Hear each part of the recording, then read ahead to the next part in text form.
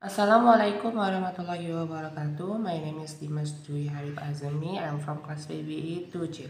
In this video, I will answer UTS question about philosophy. I will choose the philosopher Friedrich Nietzsche. Here is his biography, ideas, and life in detail. Biografi Friedrich Nietzsche lahir pada 15 Oktober 1844 di kota Roken, Rusia, sekarang bagian dari Jerman.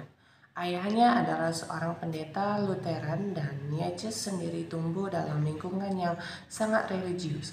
Pada usia 24 tahun, Nietzsche menjadi profesor filologi klasik di Universitas Basel di Swiss. Tetapi pada usia 34 tahun, dia mengundurkan diri dari posisinya karena kesehatannya yang buruk.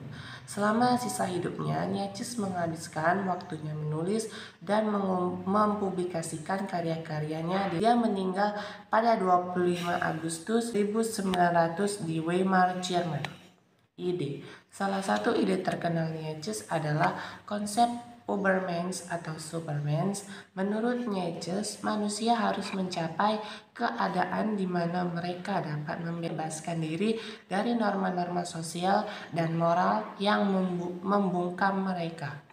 Ubermensch adalah manusia yang melampaui batas-batas yang ditetapkan oleh masyarakat dan mencapai kebebasan yang sejati. Nietzsche juga mempopulerkan konsep kehendak berkuasa, yaitu keinginan manusia untuk mendominasi dan mengontrol lingkungannya. Selain itu, Nietzsche juga mengkritik agama moralitas tradisional. Dia menganggap agama sebagai bentuk penindasan dan mengklaim bahwa moralitas tradisional menghalangi perkembangan manusia.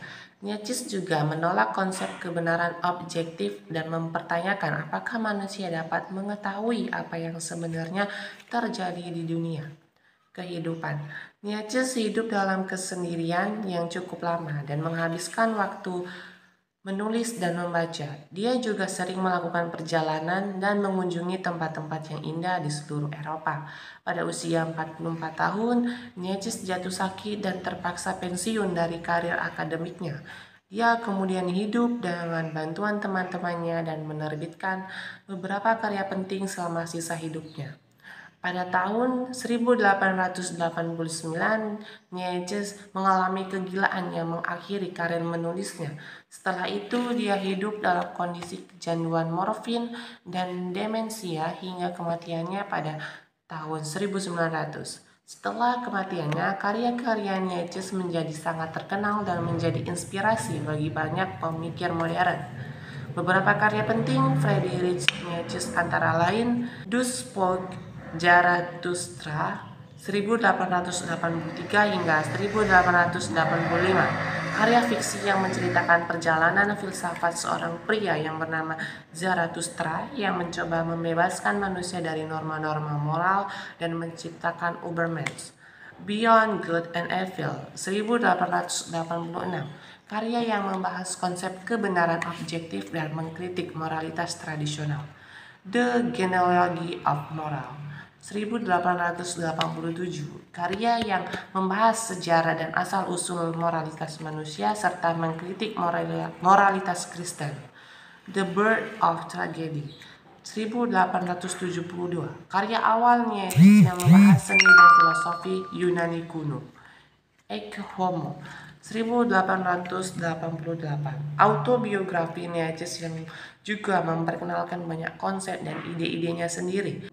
Ultimately, Nietzsche became one of the most influential philosophers in the world and influenced many modern thinkers and artists. His work have been translated into many languages and are still being read and studied today.